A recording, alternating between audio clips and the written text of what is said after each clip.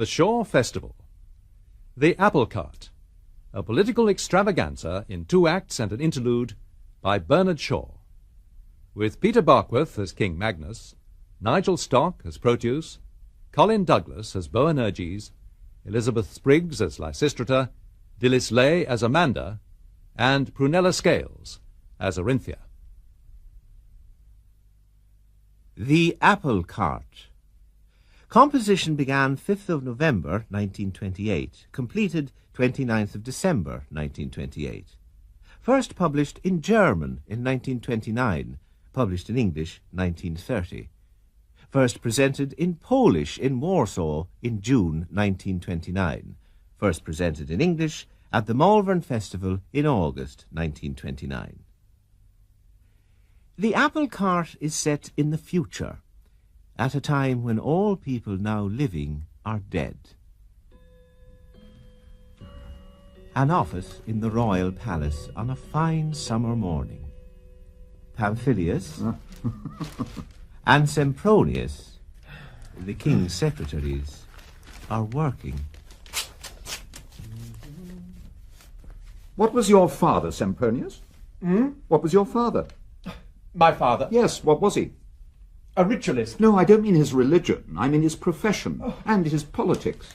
He was a ritualist by profession. A ritualist in politics, a ritualist in religion, a raging, emotional, die-hard ritualist right down to his boots. Do you mean that he was a parson? No, not at all. He was a sort of spectacular artist. Oh. He got up pageants and Lord Mayor's shows and military tattoos and big public ceremonies and things like that. Ah, I see. Well, he arranged the last 2 coronations. That was how I got my job here in the palace. All our royal people knew him quite well. He was behind the scenes with them. Behind the scenes, and yet believed they were all real. Yes, believed in them with all his soul. Although he manufactured them himself. Do you suppose a baker cannot believe sincerely in the sacrifice of the Mass or in Holy Communion because he has baked the consecrated wafer himself? I never thought of that. My father might have made millions in the theatres and film studios, but he refused to touch them because the things they represented hadn't really happened. He didn't mind doing the christening of Queen Elizabeth in Shakespeare's Henry VIII because that had really happened. It was a celebration of royalty, but not anything romantic. Not though they offered him thousands. Did you ever ask him what he really thought about it all? My dear Pam, my father never thought. He didn't know what thought meant, but he could imagine that what he did see was divine and holy and omniscient and omnipotent and eternal and everything that is impossible, if only it looked splendid enough and the organ was solemn enough or the military bands brassy enough. You mean that he had to get everything from outside? Exactly. He'd never have felt anything if he hadn't had parents to feel about his childhood and a wife and babies to feel about when he grew up. He'd never have known anything if he hadn't been taught at school. He couldn't amuse himself. He had to pay oceans of money to other people to amuse him with all sorts of ghastly sports and pleasures that would have driven me into a monastery to escape from them. You see, it was all ritual.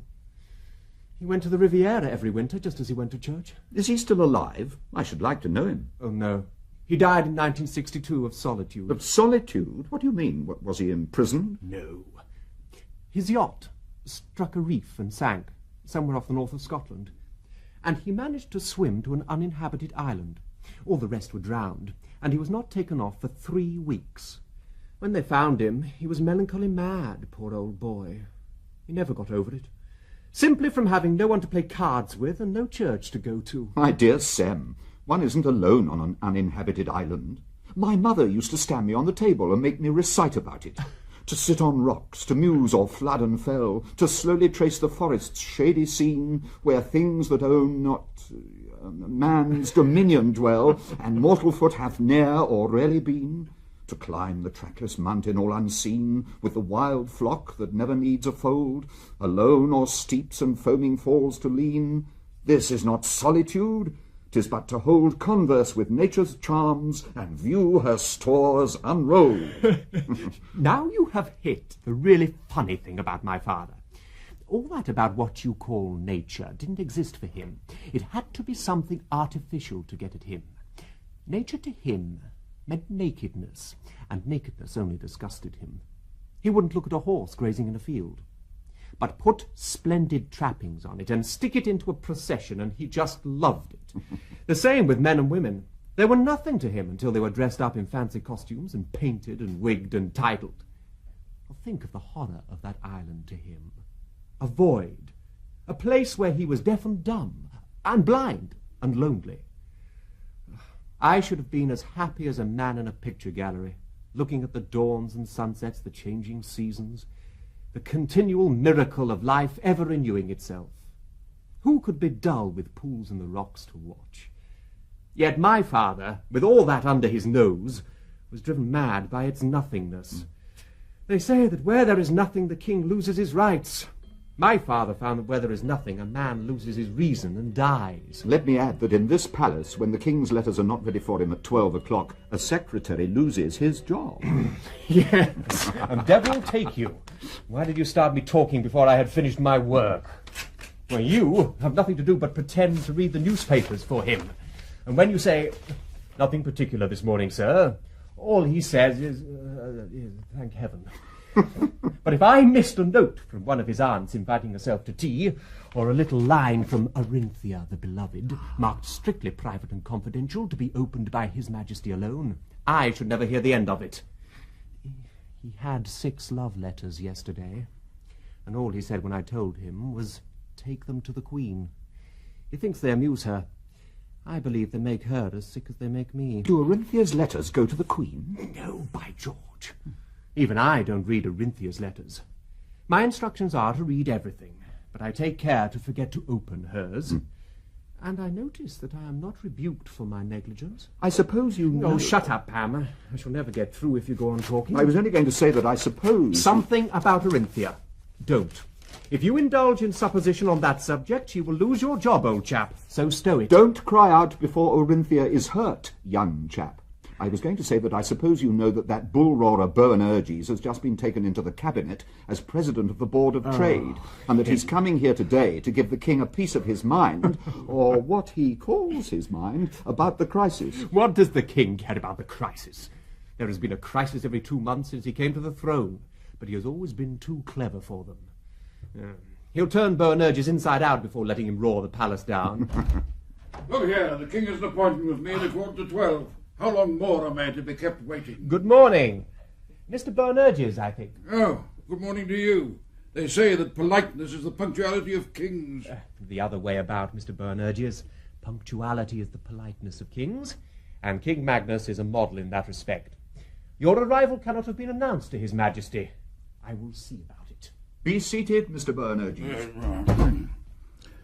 Nice lot of young upstarts you have in this palace, Mr. Pamphilius is my name. Oh, yes, I've heard of you. You're one of the king's private secretaries. I am. And what have our young upstarts been doing to you, Mr. Boanerges? Well, I told one of them to tell the king I was here, to look sharp about it. He looked at me as if I were a performing elephant and took himself off. Young rascals. However, my friend Mr. Sempronius will make it all right for you. Oh, that was Sempronius, was it? I've heard of him, too. You seem to have heard of all of us. You'll be quite at home in the palace now that you're a cabinet minister. Oh, by the way, may I congratulate you on your appointment? Or rather, congratulate the cabinet on your accession. The king. You're very welcome to my little palace, Mr. Boanerges. Won't you sit down? I am sitting down. True, Mr. Boanerges. I had not noticed it. Forgive me, force of habit. You'll allow me to be seated? Oh, sit down, man, sit down. You're in your own house. Ceremony cuts no ice with me. Thank you. It's a great pleasure to meet you at last, Mr. Boanerges. I've followed your career with interest ever since you contested Northampton 25 years ago. I should just think you haven't, King Magnus. I made you shut up once or twice, eh? Your voice has shaken the throne oftener than that. What about those two? Are they going to overhear everything that passes? My private secretaries, do they incommode you? No, they don't incommode me. But do you realise I'm going to say things to you that have never been said to a king before? I'm very glad indeed to hear it, Mr. Boanerges.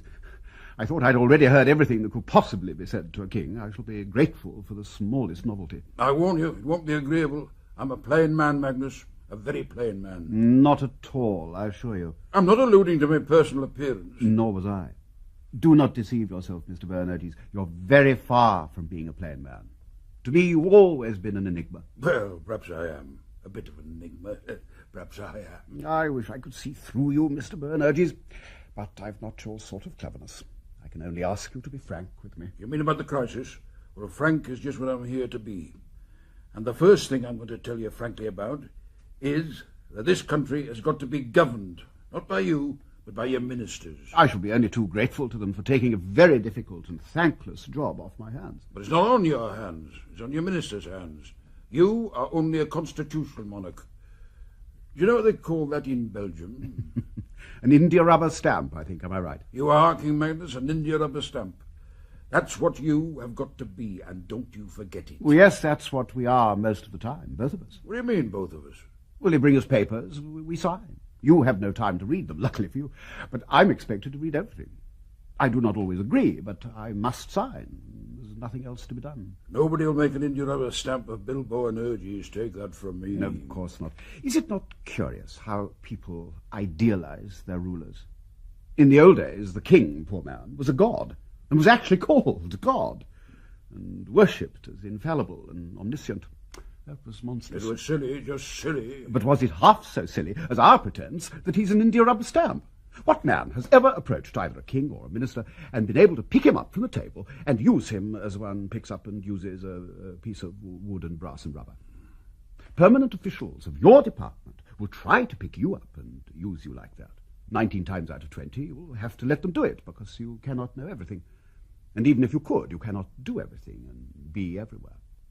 But what about the 20th time? The 20th time, they'll find they're up against Bill Boanerges, eh? Precisely. The India rubber stamp theory will not work, Mr. Boanerges. The old divine theory worked because there is a divine spark in us all, and the stupidest or worst monarch or minister, if not wholly God, is a bit of a god, an attempt at a god, however little the bit and unsuccessful the attempt. But the India rubber stamp theory breaks down in every real emergency because no king or minister is the very least little bit like a stamp. He's a living soul. A soul, eh? You kings still believe in that, I suppose. I find the word convenient. It's short and familiar. But if you dislike being called a soul, let us say that you are animate matter as distinguished from inanimate. Well, call it a soul, if you like, only not in the superstitious sense. If you understand me. Perfectly. So you see, Mr. Boanerges, that though we've been dealing with one another for less than 10 minutes, you've already led me into an intellectual discussion which shows that we are something more than a pair of India rubber stamps. You are up against my brains, such as they are. And you are up against mine. There can be no doubt of that. Such as they are. Well, it's not for me to make that qualification except in my own case. Besides, you have given your proofs. No common man could have risen as you've done. As for me, I'm a king because I was the nephew of my uncle and because my 2 elder brothers died. If I'd been the stupidest man in the country, I should still be its king. I've not won my position by my merits. If I'd been born as you were in the... in the gutter, out with it. Picked up by a policeman at the foot of Captain Corum's statue. Adopted by the policeman's grandmother. Bless her. Where should I have been if the policeman had picked me up? Ah, where? Not, mind you, that you mightn't have done pretty well for yourself. You're no fool, Magnus. I'll say that for you. You flatter me. Flatter a king, never, not Bill Boanerges. Oh, yes, everybody flatters the king. But everybody has not your tact. And, may I say, your good nature. Perhaps not. Still, I am a Republican, you know. That is what has always surprised me. Do you really think that any man should have as much personal power as the presidents of the Republican states have? Ambitious kings envy them. What's that? I don't follow that. You cannot humbug me, Mr. Boanerges. I see why you are a Republican. If the English people send me packing and establish a republic, no man has a better chance of being the first British president than you. Oh, I don't say that. Come, you know it as well as I do. Well, if it happens, you will have 10 times more power than I've ever had. But while the monarchy lasts, mark you, I'm very secure.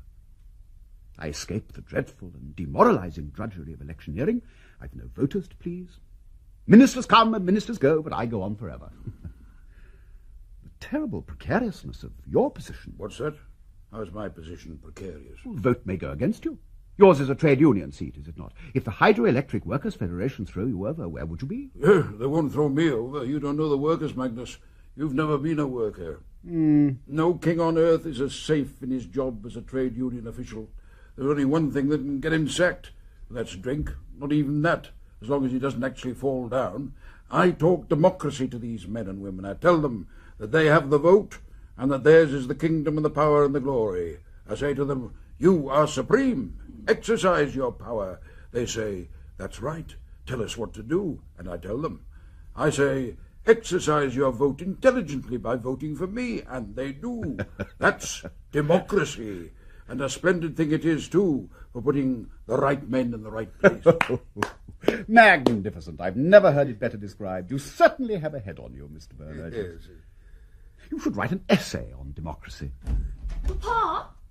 Papa, I cannot find the address. No, dear, not now. Go away. Don't you see that I'm particularly engaged with the President of the Board of Trade? Sorry.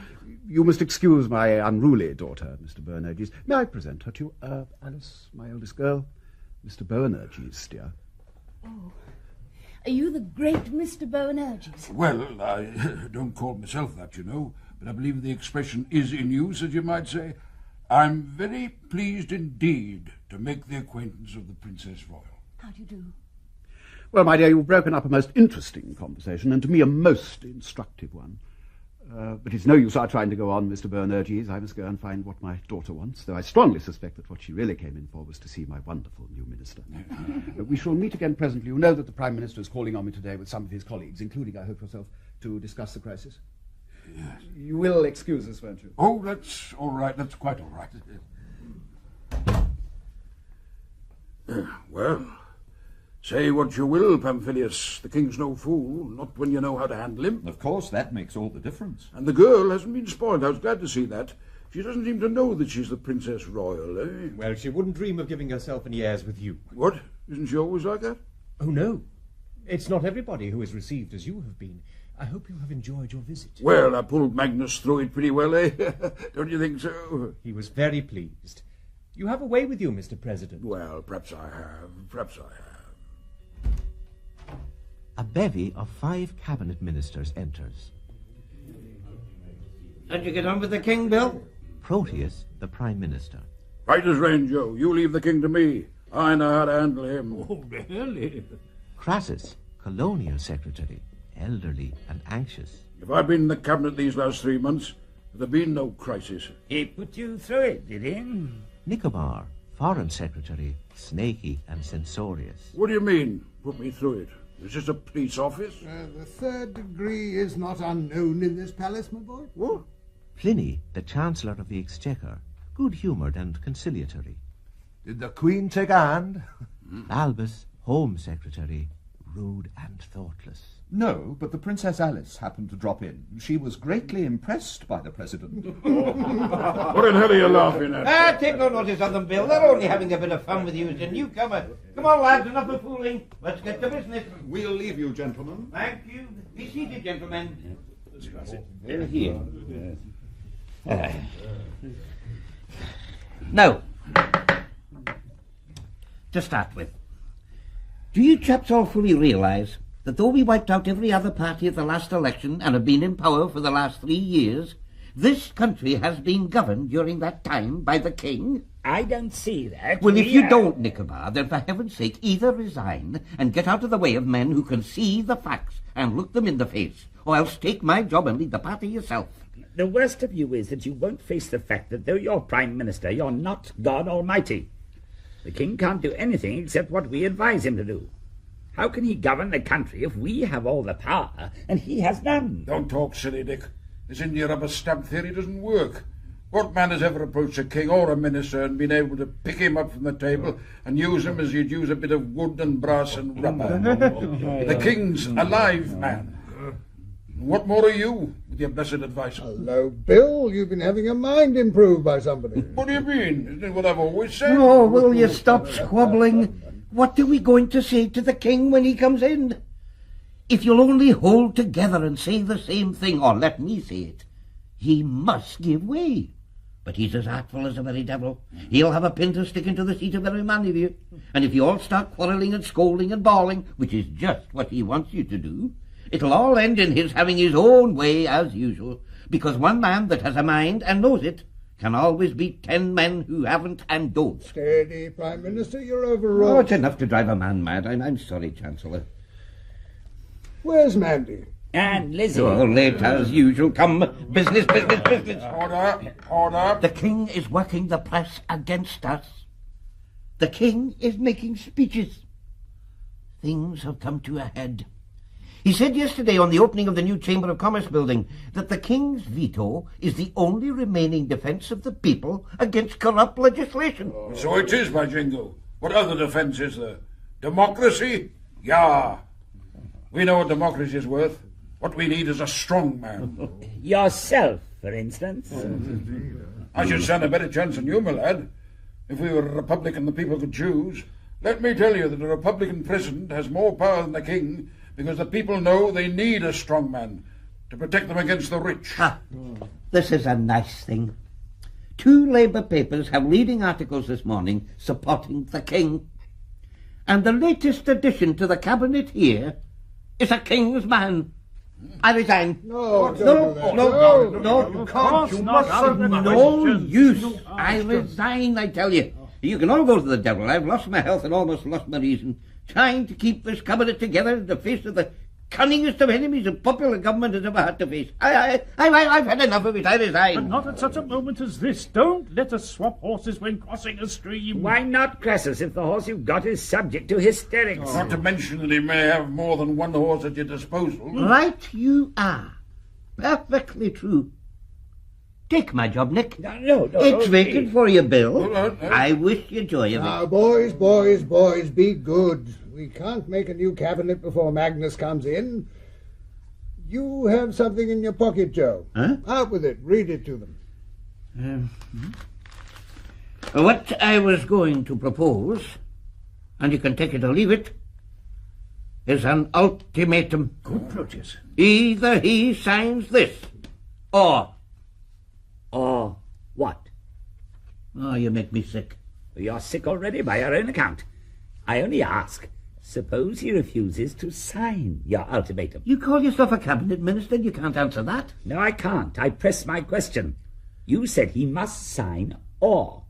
I ask, or what? Or we resign and tell the country that we cannot carry on the king's government under conditions which destroy our responsibility. That'll do it.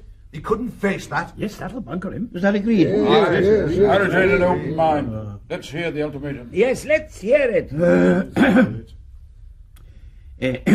Memorandum of understanding arrived at...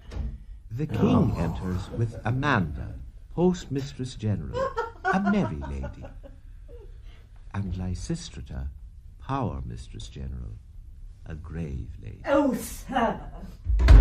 Welcome, gentlemen. I hope I'm not too early. Am I intruding, Prime Minister? I protest. It is intolerable. I call a conference of my cabinet to consider our position in regard to the prerogative, and I find the 2 lady members closeted with your majesty, instead of being in their places to confer with me. You mind your own business, Joe. Oh, no, really, my dear Lysistrata, you must not take that line. Our business is to meddle in everybody's business. A Prime Minister is a busybody by profession. So is a monarch, so are we all. Well, they say everybody's business is nobody's business, which is just what Joe's fit for. This is what I have to put up with when I'm on the verge of a nervous breakdown. Come, Joe, don't make a scene. You asked for it, you know. What do you go provoking Lizzie for like that? You know she has a temper. There is nothing whatever wrong with my temper, but I'm not going to stand any of Joe's nonsense. Let us respect ourselves and respect the throne. All this Joe and Bill and Nick and Lizzie, we might as well be hobnobbing in a fried fish shop. The Prime Minister is the Prime Minister. He isn't Joe. The power mistress isn't Lizzie. She's Lysistrata.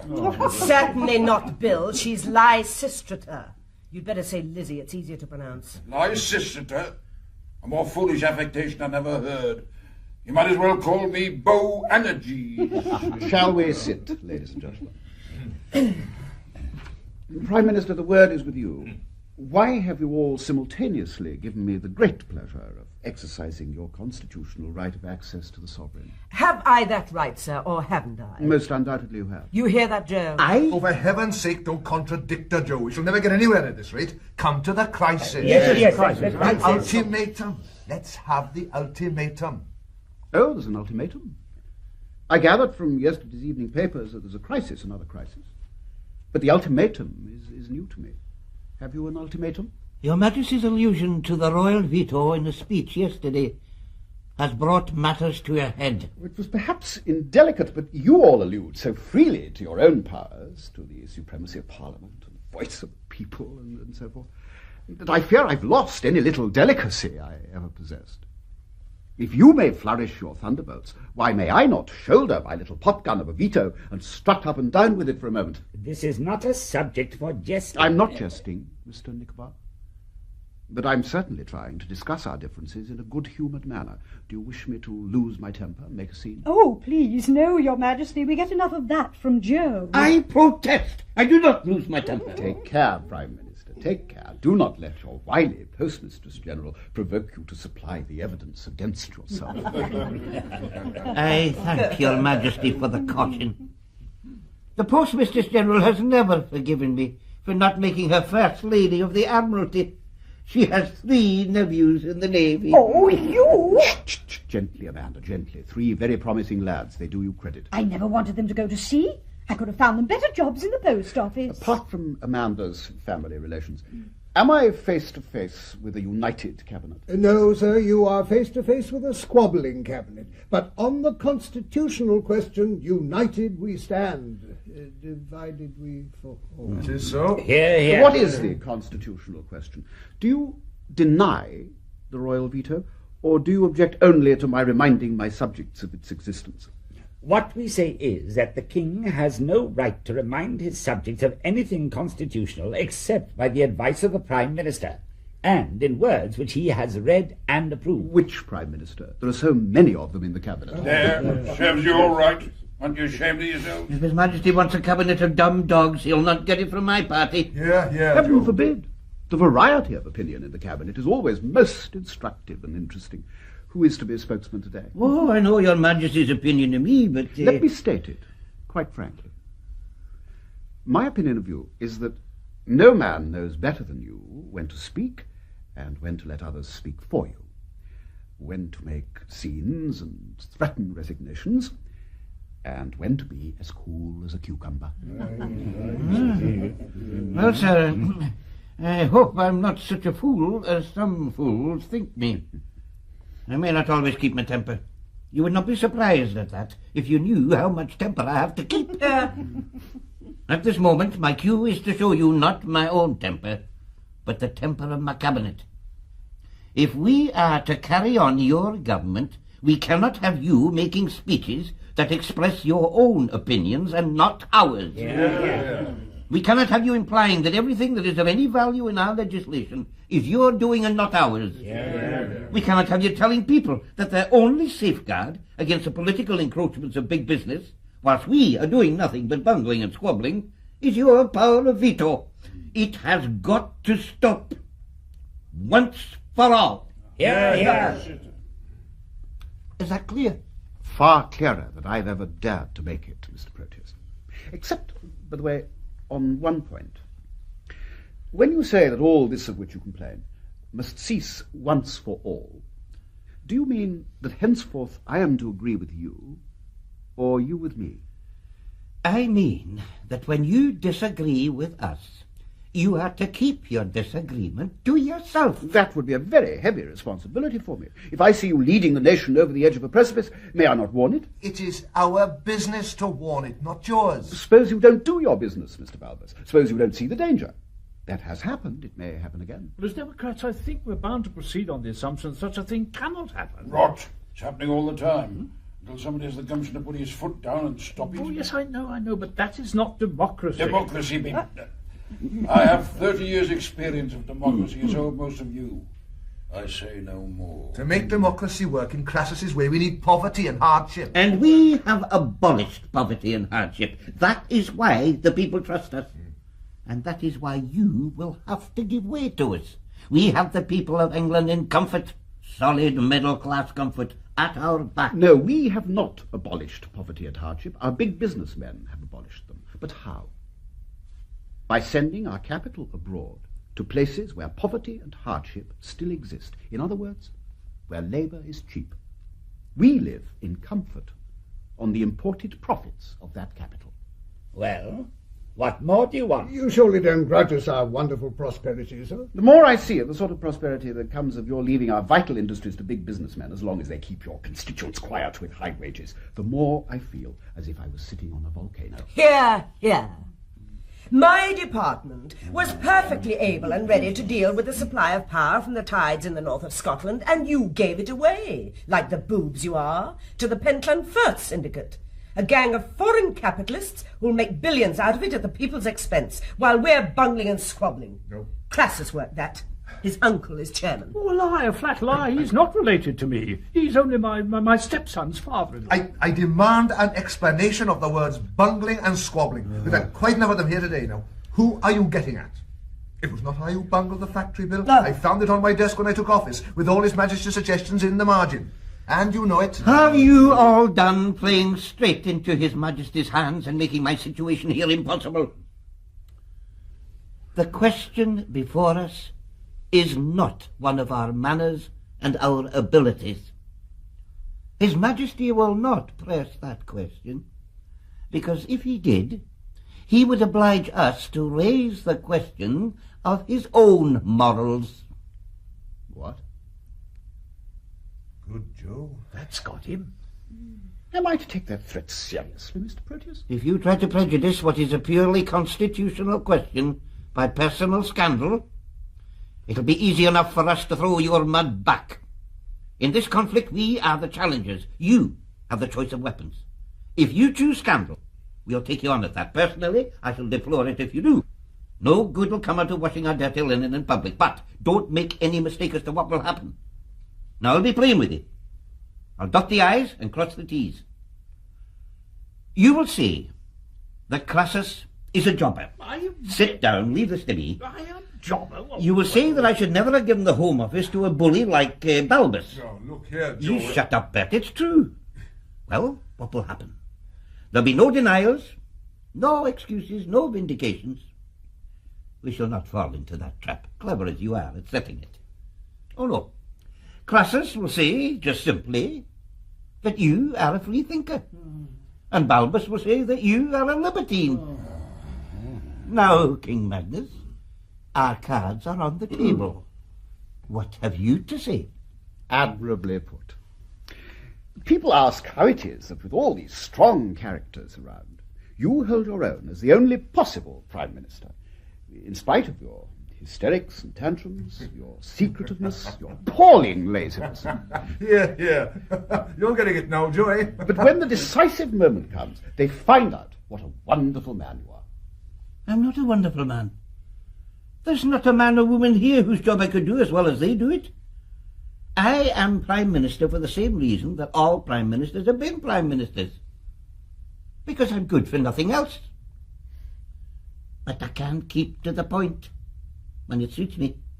And I can keep you to the point, sir, whether it suits you or not. At all events, you do not flatter kings, and one of them at least is grateful to you for that. Oh, kings, as you and I very well know, rule their ministers by flattering them. But what interest has a king in flattering a subject? Suppose she's a good-looking woman, sir. Suppose he has a lot of money and the king's hard up. Suppose he is a Prime Minister, and you can do nothing except by his advice. Ah, there you've hit the nail on the head. Well, I suppose I must surrender. I'm beaten. You're all too clever for me. Well, nothing could be fairer than that. You're a gentleman, sir. We shan't rub it in, you know. Ever the best of friends, and the last to kick a man when he's down. I may be a jobber, but nobody shall say that I am an ungenerous opponent. Should old acquaintance be and never go to mine. Are you all drunk? You are at present engaged in a tug-of-war with the king, the tug of your lives. You think you have won. You have not. All that has happened is that the king has let go of the rope, and you're sprawling on your backs, and he's laughing at you. Look at him. Come to my rescue, Amanda. It was you who sent me off. You got me so nicely, sir. Bill, you are a great boon. I don't understand this. I understood His Majesty to give way to us in, I must say, the handsomest manner. Can't we take our victory like gentlemen? Perhaps I'd better explain. I quite appreciate the frank and magnanimous spirit, may I say the English spirit, in which my little concession has been received, especially by you, Mr. Boanerges. But in truth, it leaves matters just where they were.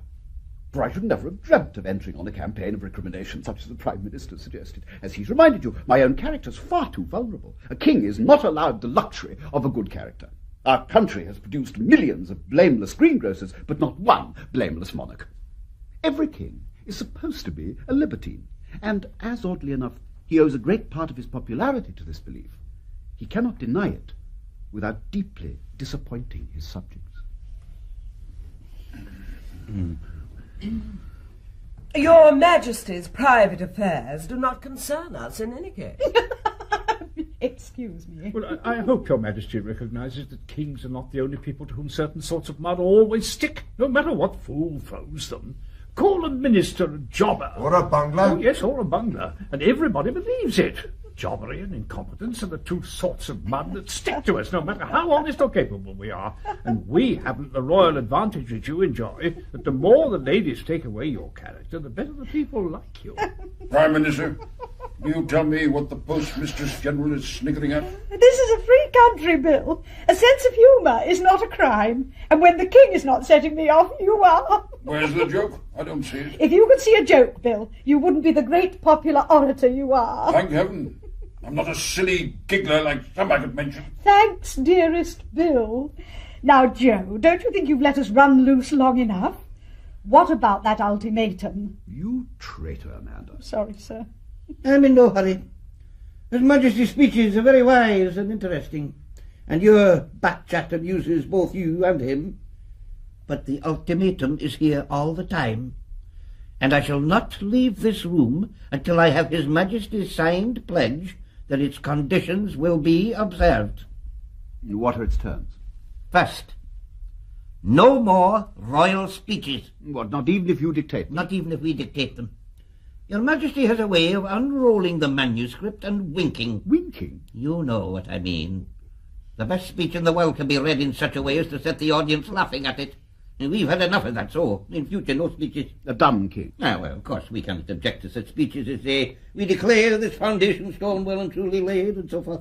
But politically, yes, a dumb king. A constitutional king. A dumb king. What next? The whacking of the press from the palace backstairs must cease. You know I have no control of the press. The press is in the hands of men much richer than I. Oh, we know that. But though these men are richer than you, they're not cleverer. They get amusing articles, spiced with exclusive backstairs information that don't seem to them to have anything to do with politics. Am I supposed to write these articles? Your man Sempronius does. I can spot his fist out of 50 columns. So can I. When he's getting at me, he always begins a sentence with singularly enough. That's his trademark, singularly enough. Is there to be any restriction on the other side? I've noticed, for instance, that in a certain newspaper, which loses no opportunity of disparaging the throne, the last sentence of the leading article almost invariably begins with the words, once for all. Whose trademark is that? Mine. Frank, Mr. Proteus. Oh, I know when to be frank. I learnt the trick from Your Majesty. Now, His Majesty asks whether the restriction on press campaigning is to be entirely one-sided. That, I take it, is your question, sir. Mm-hmm. The answer is in the affirmative. Good. Anything more? Yes. One more thing. The veto must not be mentioned again. And that can apply to both sides if you like. The veto is dead. May we not make a historical reference to the corpse? No. I cannot carry on the King's government unless I can give pledges and carry them out. What is my pledge worth if our constituents are reminded every day that the King may veto anything the Parliament does? Do you expect me to say when I'm asked for a pledge, you must ask the King? Well, I have to say you must ask the Prime Minister. That's the Constitution, you know. Quite. I only mention it to show that the Prime Minister does not really wish to kill the veto. He only wishes to move it next door. The people live next door.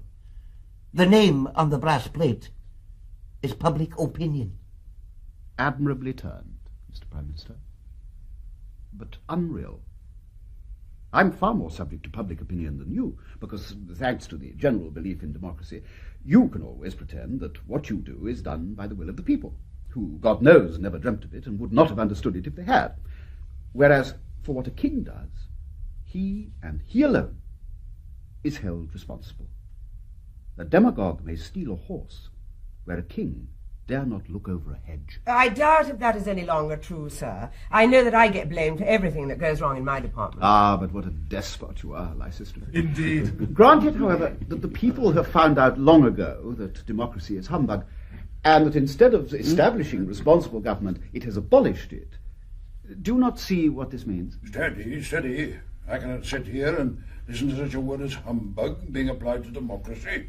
I'm sorry, sir.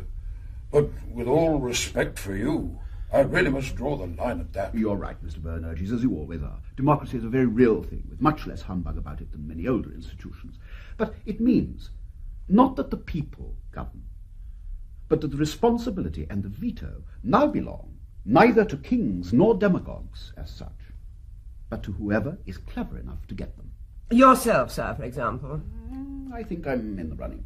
That is why I do not feel bound to accept this ultimatum. By signing it, I shall put myself out of the running. Why should I? Because you were the king. That's why. Does it follow? If two men ride the same horse, one must ride behind. Which? What was that you said? I said which. You said that if two men rode the same horse, one of them must ride behind. I said which. Which man must ride behind? Got it, Joe? That is exactly the question that has to be settled here and now. Once for all. I will not stand this perpetual tomfoolery. I'd rather be a dog than the Prime Minister of the country, where the only things the inhabitants can be serious about are football and refreshments. Lick the king's boots. That's all you're fit for. You've done it now, Mandy. Hope you're proud of yourself. It is you, Amanda, who should go and coax him back. But I suppose I must do it myself, as usual. Excuse me, ladies and gentlemen.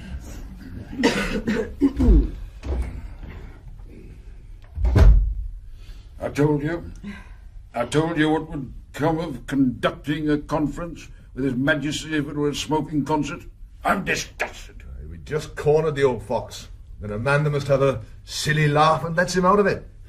What are we to do now? That's what I want to know. I suggest a little community singing. Oh, take it easy, friends. Joe knows what he's about. Of course he does. I can excuse you, Bill, because it's your first day in the cabinet. But if the rest of you haven't found out by this time that Joe's rages are invariably calculated, then nothing will ever teach you anything. Well, madam, I know I'm a newcomer. Everything must have a beginning. I am open to argument and conviction. The Prime Minister brought this conference, in what I admit was a very able and resolute manner, to the verge of a decision. Then, in a fit of childish temper, he breaks up the conference, leaving us looking like fools, with nothing done. And you tell me he did it on purpose. Where was the advantage to him in such a display? Answer me that. He's settling the whole business with the king behind our backs. That is what Joe always contrives to do by hook or crook. You didn't arrange it with him, Mandy, did you? Oh, there wasn't any need to arrange it. Joe can always depend on one or other of us saying something that will give him an excuse for flying out. In my opinion, ladies and gentlemen, we've done our bit and may leave the rest to Joe. Matters have reached a point at which it was yes or no between the Cabinet and the Crown. There's only one sort of committee that is better than a committee of two. That is a committee of one. Like the family in Wordsworth's poem, we are 7. 8. Well, 7 or 8. We were too many for the final grapple. 2 persons sticking to the point are worth 8 all over the shop. So my advice is that we just sit here quietly until Joe comes back and tells us what's been settled. Oh, yes, perhaps Amanda will oblige with a song. Oh, the king. The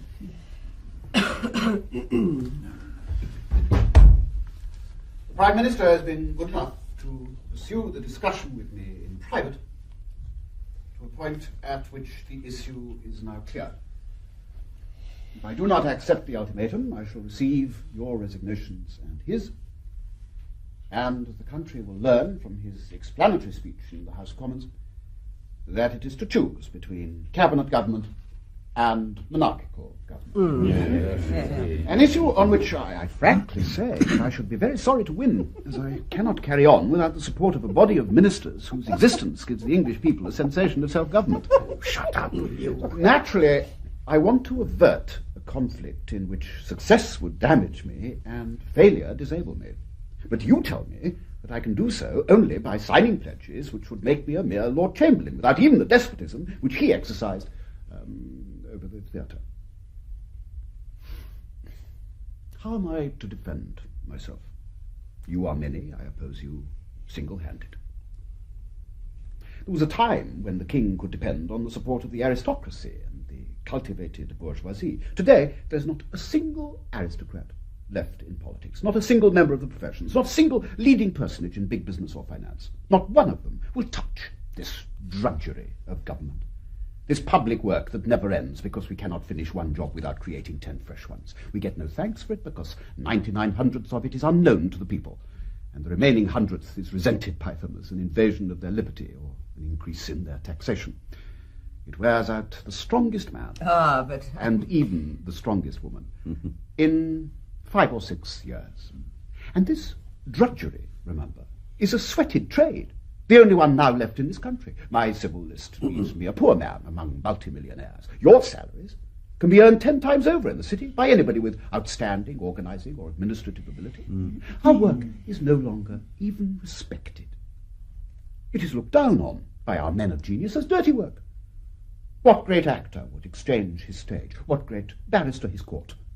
What great preacher his pulpit for the squalor of the political arena in which we have to struggle with foolish factions in Parliament and with ignorant voters in the constituencies? Politics, once the centre of attraction for ability, public spirit, and ambition, has now become the refuge of a few fanciers of public speaking and party intrigue, who find all the other avenues to distinction closed to them, either by their lack of practical ability, their comparative poverty and lack of education, or, and let me hasten to add, their hatred of oppression and injustice, and their contempt for the chicaneries and false pretences of commercialized professionalism. Do not misunderstand me.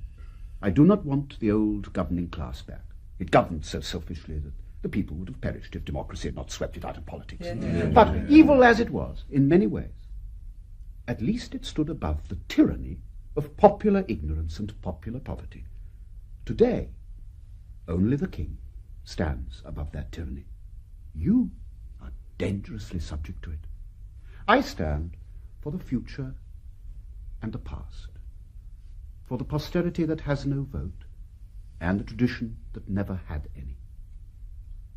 I stand for the great abstractions, for conscience and virtue, for the eternal against the expedient, for the evolutionary appetite against the day's gluttony, for intellectual integrity, for humanity, for the rescue of industry from commercialism and of science from professionalism, for everything that you desire, as sincerely as I, but which in you is held in leash by the press, who can organize against you the ignorance and superstition, the timidity and credulity, the gullibility and prudery, the hating and hunting instinct of the voting mob, and cast you down from power if you utter a word to alarm or displease the adventurers who have the press in their pockets. Between you and that tyranny stands the throne. Think of the things that you dare not do, the persons you dare not offend. Well, a king with a little courage may tackle them for you. Responsibilities which would break your backs may still be borne on a king's shoulders, but he must be a king, not a puppet. You would be responsible for a puppet, remember that. But whilst you continue to support me as a separate and independent estate of the realm, I am your scapegoat. You get the credit of all our popular legislation, whilst you put the odium of all our resistance to ignorant popular clamour on me. I ask you, therefore, before you play your last card and destroy me, to consider where you will be without me. Think once, think twice. For your danger is not that I may defeat you, but that your success is certain, if you insist. Splendid. You did speak that piece beautifully, sir. All very well. But what about my brother-in-law, Mike? Mike? Oh, confound your brother-in-law, Mike. Oh, I beg your pardon, sir, but really at a moment like this... If I had not put my foot down, Mr. Balbus, The Prime Minister would have been unable to keep your brother-in-law out of the cabinet. And why should he not be in the cabinet? Booze, my Balby, booze. Raising the elbow. Who says so? I do, darling. Well, perhaps it would surprise you to know that Mike doesn't drink as much as I do. You carry it better, Bert. Mike never knows when to stop. Well, the time for Mike to stop is before he begins, if you ask me. What sort of animals are you, you men? The king puts before us the most serious question of principle we shall ever have to deal with, and off you start discussing whether this drunken wretch takes honest whisky like Balbus, or methylated spirits, or petrol, or whatever he can lay his hands on when the fit takes him. I agree with that. What does it matter what Mike drinks? What does it matter whether he drinks or not? Mike would strengthen the cabinet because he represents Breakages Limited, the biggest industrial corporation in the country. Just so. Breakages Limited, just so. Now listen to me, sir, and judge whether I have not reason to feel everything you've just said to the very marrow of my bones. Here am I, the Power Mistress Royal. I have to organise and administer all the motor power in the country for the good of the country. I have to harness the winds and the tides, the oils and the coal seams, and I do it. But it costs twice as much as it should. Why? Because every new invention is bought up and suppressed by Breakages Limited. Rubbish. Every breakdown, every accident, every smash and crash is a job for them. But for them, we should have unbreakable glass, unbreakable steel, imperishable materials of all sorts. But for them, our goods trains could be started and stopped without battering and tearing the vitals out of every wagon and sending it to their repair shops once a week instead of once a year. Our national repair bill runs up to hundreds of millions. I could name you a dozen inventions within my own term of office which would have effected enormous economies in breakages and breakdowns.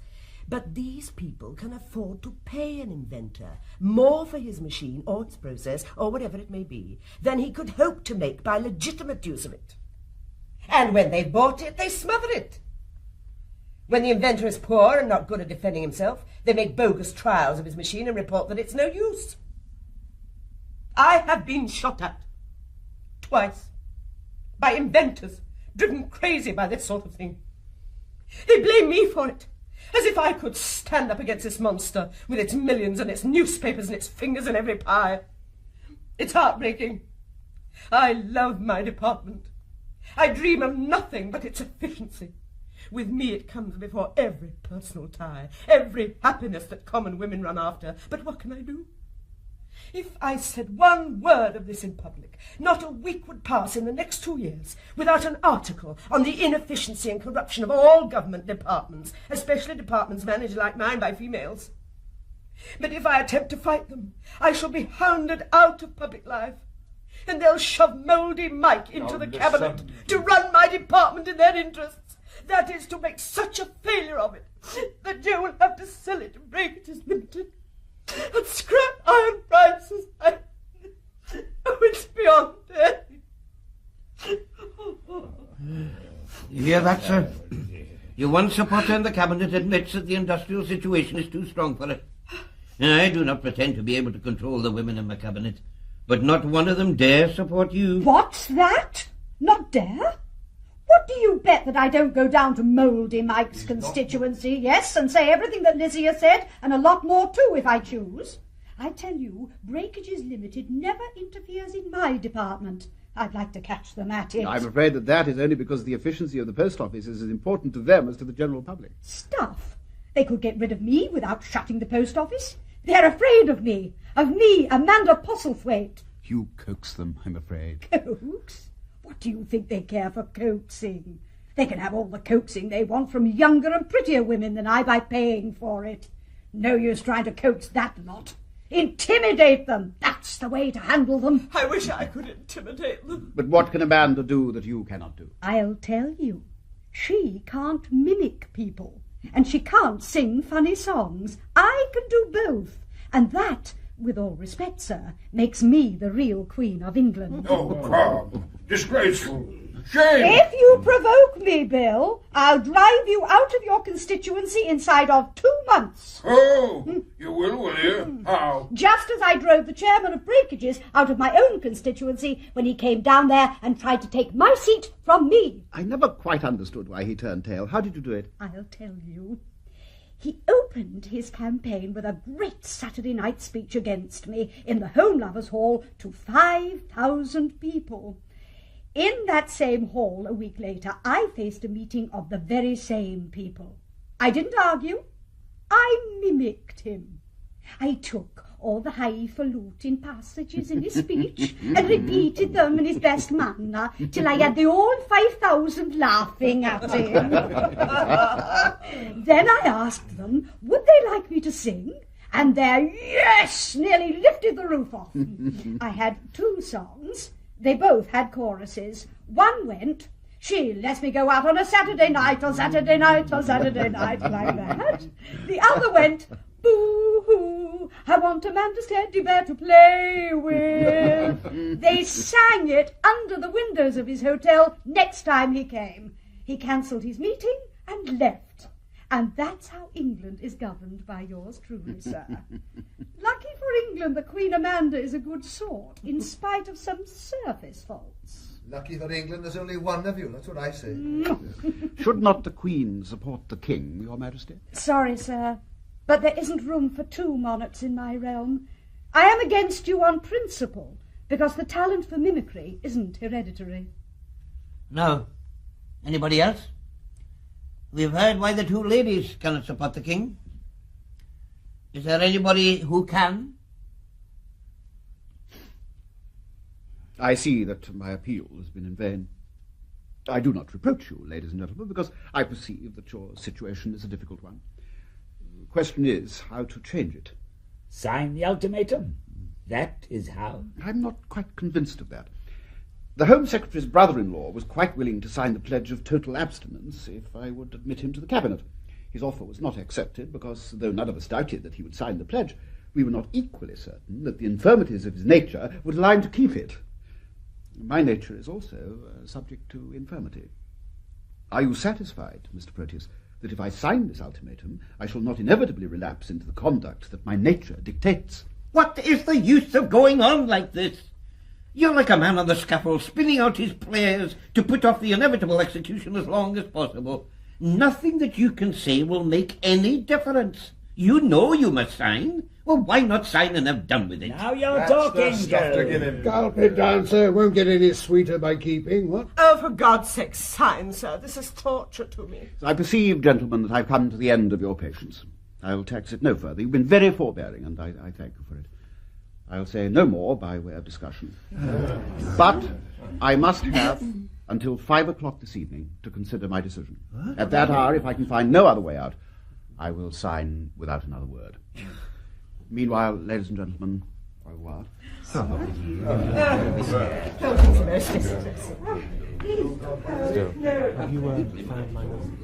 Here's last wriggle. Never mind. We have him safe enough.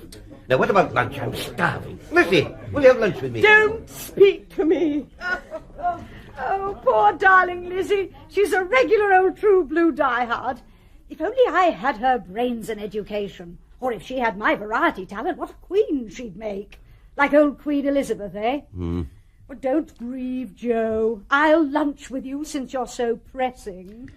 Have you 2 been listening, may I ask, Mr. Pamphilius? Well, it would be rather inconvenient, wouldn't it, if we had to be told everything that passed? Once for all, Mr. Proteus, the King's private secretaries must hear everything, see everything, and know everything. Singularly enough, Mr. Sempronius, I haven't the slightest objection.